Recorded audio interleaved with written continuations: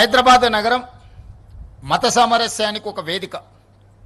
ఈ మత సామరస్యానికి వేదికైన మూసా ఈసా నదుల యొక్క పరివాహక ప్రాంతంలో మంచిరేవుల గ్రామంలో గండిపేట పరిధిలో ఈనాడు మచిలేశ్వర స్వామి, ఓంకారేశ్వర స్వామి ఈ రాష్ట్రంలో, ఈ దేశంలో అత్యధికంగా విశ్వసించే శివుడి భక్తులకు ఒక అద్భుతమైన ఆలయాన్ని ప్రాంతంలో నిర్మించాలి, 1400 సంవత్సరాల చరిత్రను పునరుద్ధరించాలి అని మొట్టమొదట గండిపేట ప్రాంతంలో మూసీ నది ప్రక్షాళనకు సంబంధించి ఈశ్వరుడి ఆశీర్వాదంతో ఈనాడు ఈ కార్యక్రమాన్ని మా ప్రభుత్వం చేపట్టింది.